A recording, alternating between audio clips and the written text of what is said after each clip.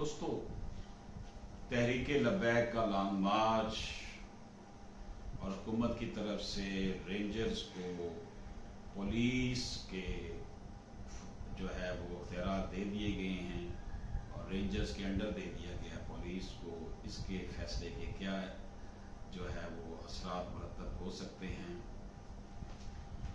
اگر تحریک لبیک پاکستان کے long march کا دریائے جہلم کو عبور کرنے کی کوشش میں رینجر سے ٹکراؤ ہوتا ہے تو جانی و مالی نقصان ہوگا۔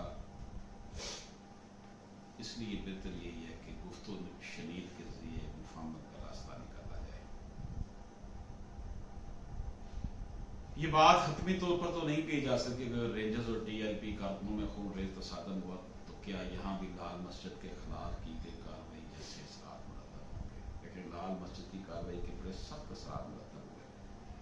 اس وقت بھی بڑے سینئرز پولیٹیشین نے کہا تھا کہ ایسا آپریشن نہ کیا جائے۔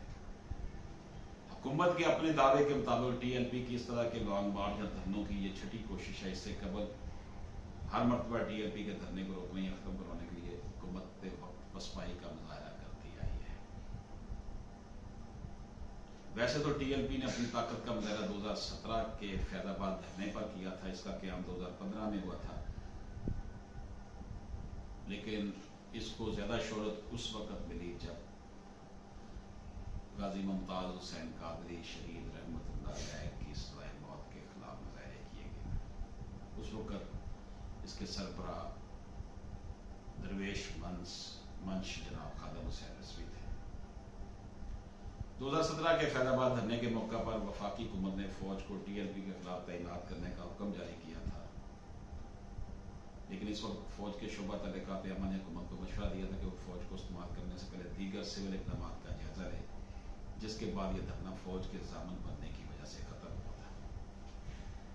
اب وفاقی وزیر جو ہیں وزیر داخلہ شیخ رشید احمد اور وفاقی وزیر اطلاعات فواد چودھری نے ٹی ایل پی کے خلاف سخت انتظامی کارروائی کرنے کا اعلان کیا ہے۔ دوستو، یہ بڑی عجیب و غریب صورتحال ہے۔ یہ ناقبت اندیشی ہے ہمارے حکمرانوں کی کہ وہ ان کو انگیج کر کے ان کو دیکھیں، یہ ایک پولیٹیکل پارٹی بن چکی تھی جس نے 23 لاکھ ووٹ حاصل کیے۔ پنجاب میں یہ تیسری بڑی پارٹی تھی۔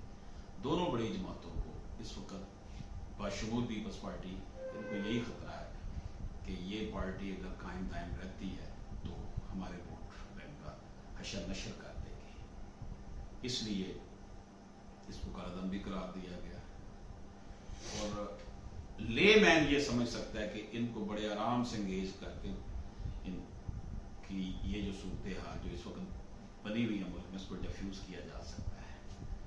لیکن بڑے افسوس کی بات ہے کہ سعد رضوی کو رہا بھی نہیں کیا گیا، حالانکہ سپریم کورٹ تک، ہائی کورٹ سپریم کورٹ تک نے اس کو رہا کرنے کے آرڈر دیے تھے۔ اس بارے میں Pakistan institute of peace studies کے ایک صاحب ہے، ان کا کہنا ہے کہ لال مسجد اور ٹی ایل پی میں بہت بڑا فرق یہ ہے کہ ٹی ایل پی والا معاملہ جو ہے یہ نہتے لوگ ہیں اور ان کی کوئی ہسٹری نہیں ہے کہ یہ وائلنٹ لوگ ہیں۔ اگر پی ٹی آئی اس کے خلاف کارروائی کرتی ہے تو پی ٹی آئی کو اس کا پھر خراج دینا پڑے گا الیکشن میں۔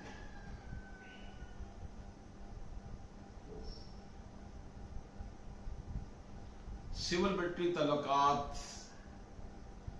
آپ سب لوگوں کے سامنے ہیں، اس لیے اس میٹر کو بڑے آرام سے حل کرنے کی ضرورت ہے۔